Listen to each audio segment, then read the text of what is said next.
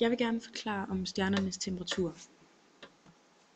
Jeg har her en disposition, og det første punkt der står der, at jeg skal forklare, hvordan jeg kan udregne en stjernes overfladetemperatur ud fra farven af det udsendte lys, den sender. Det andet punkt, der skal jeg lave et eksperiment, hvor jeg simulerer stjerner ved hjælp af en glødepære. Jeg skal måle spektret af temperaturen for forskellige spændinger og forklare sammenhængen mellem de to.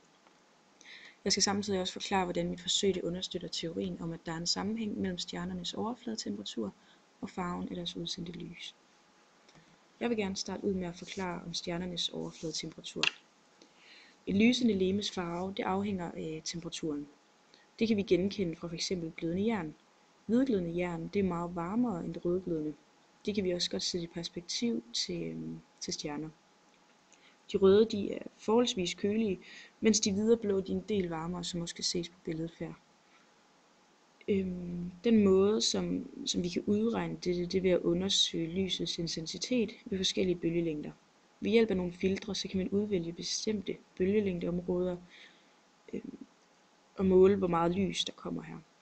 Jeg vil gerne benytte mig af Max Plancks formel, som der beskriver sammenhængen mellem strålingens intensitet og bølgelængden.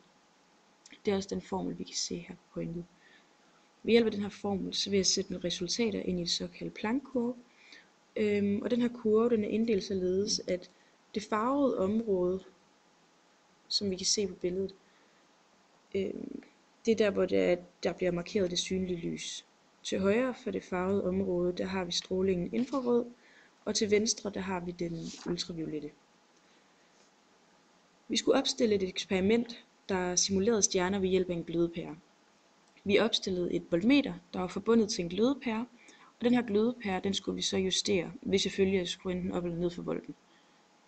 Således gik vores målinger altså fra lav til høj lysstyrke, og vores målinger de blev sat ind i log og pro ved hjælp af en lysmåler. Vi skulle med den bestemme bølgelængden, og efterfølgende så skulle vi måle glødepærens temperatur ved brug af et termometer.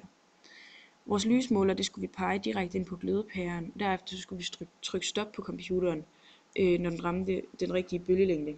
Efter at have trykket stop, så satte vi et termometer direkte hen på pæren for at få den korrekte temperatur.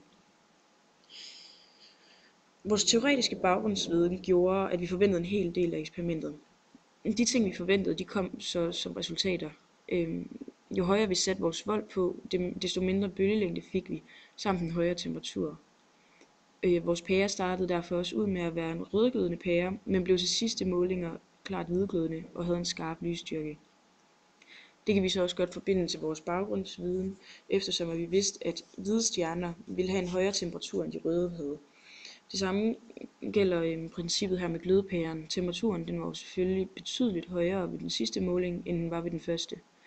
Og billedet her til højre viser, hvordan vores målinger de blev sat ind i log og pro, da det var, at vi fremførte vores eksperiment. Det er et eksempel af første måling, hvor jeg trykkede stop i computeren, hvor I så kunne se, hvilken bølgelængde den stoppede ved.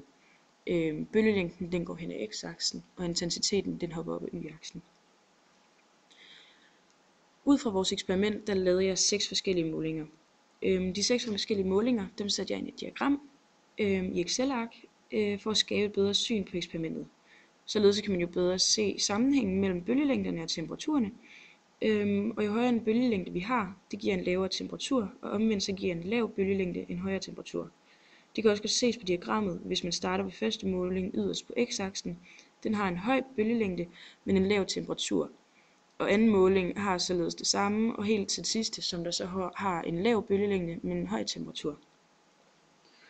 Forsøget her, det understøtter teorien om sammenhængen mellem stjernernes overfladetemperatur og farven af deres udsendte lys. Det kan jeg bekræfte, eftersom at en glødepæres temperatur og dens udsendte lys gør præcis det samme, som en stjerne gør. Jo højere en temperatur som en glødepære har, desto mere lys udsender den, og det samme det er jo, hvad der sker med stjerner. Jo højere en temperatur den har, så er den jo hvidere eller mere blå, end at de røde stjerner, de er jo ikke så varme. Jo lysere de er, desto højere en temperatur har de jo så også. Sammenhængen den kan så også godt ses på det diagram, jeg har haft vist på slidet forinden.